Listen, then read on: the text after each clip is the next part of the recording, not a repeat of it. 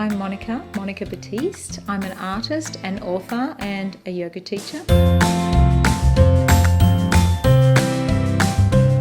Hi, I'm Richard Lancaster. I'm very privileged to be in the home of Monica Batiste, a rather splendid artist who is wanting to paint a portrait of me, and I suggested to Monica that incorporated into my portrait, perhaps we should look at incorporating Sir Joh Bjelke-Petersen.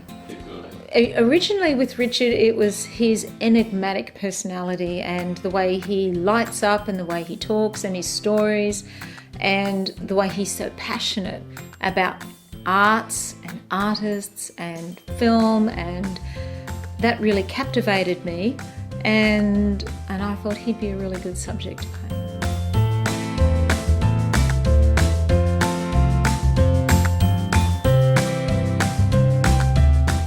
Always interesting and surprising, because I didn't know that he had a connection to Joh Bjelke-Petersen.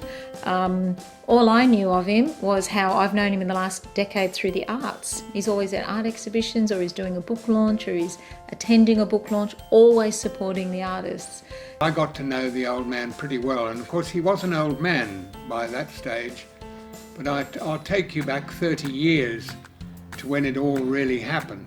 And that was, I had a company called Frontline Celebrities, and I managed most of Queensland's high-profile celebrities, everybody from television presenters, Billy J. Smiths of the world and all those sort of characters, and Dick Johnsons and various other people, all the top sportsmen and women.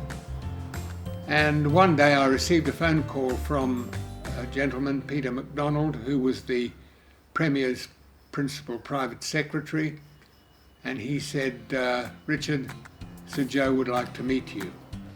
Well, I've always been an artist, all of the arts. I love drawing and painting and dancing and music, but drawing is something I've always loved. When I was 4 and I first started sketching, I remember feeling so excited that I could create something, and I just never stopped. I drew and I drew and I drew and I drew, and then when I was a teenager and went to art college for the first time, because I've been to several, because it's heaps of fun, I learned about oil paints and gouache and started doing more illustrations and oil painting.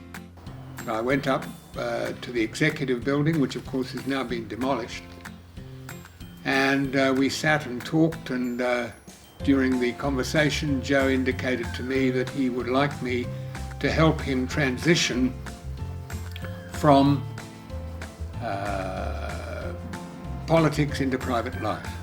I like finding the character of a person inside paint, and it feels a lot to me like when I do a painting that person is there, that it's like the essence of that person is actually there.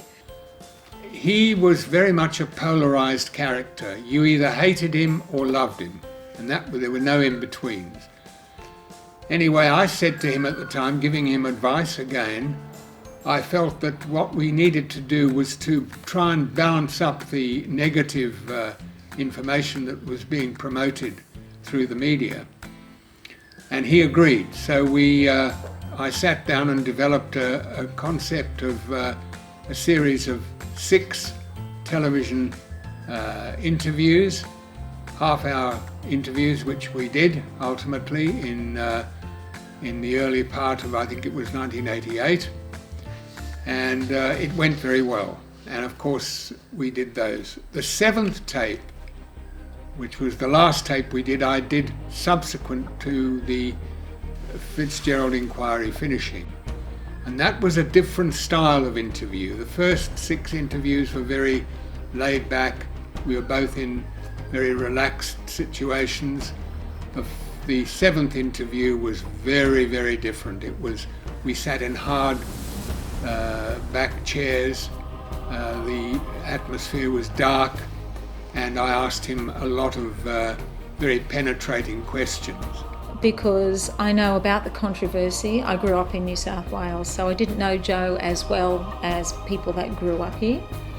But when I'm painting someone, I feel as though I connect to their spirit. So when I was painting Joe, I got reflections and insights that just came to me while I was painting him, which is why I became more aware of the conflict. And I have a feeling that Joe felt like he was misunderstood. So that was the 7 tapes, Joe tapes, and we sold a few hundred to people who were his supporters. And then I got bored with the whole thing.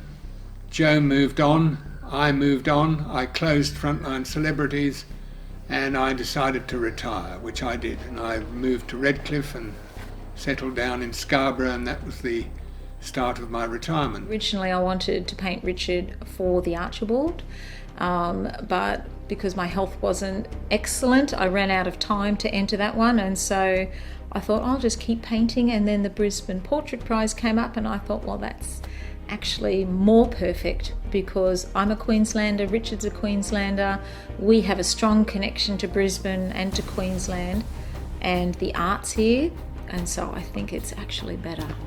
I had a phone call from Matt Condon, who is, as many people would know, one of Queensland's and Australia's prime writers, journalists and writers, and he said, I understand that you did a series of Joe tapes. Now we're talking 30 years hence. And I said, I did. And he said, what have you done with them? And I said, well, nothing. I said, I have them. And I said, I thought maybe what I should be doing is probably donating them to the State Library of Queensland so that from a historical point of view, they're there and people can view them whenever they like. And he said, wow. He said, can you send me a copy? And I sent him a copy, and he was absolutely over the moon. He was both surprised and amazed. And he then organised a time when we did a series of interviews with him.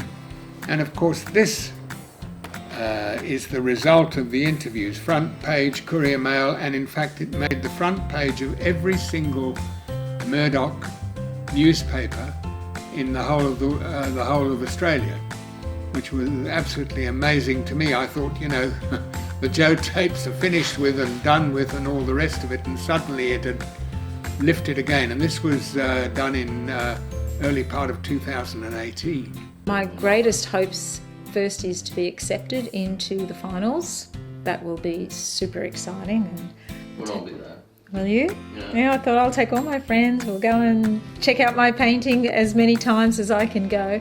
And of course it would be fantastic to win. That would be wonderful for Richard and for me because I think he deserves it.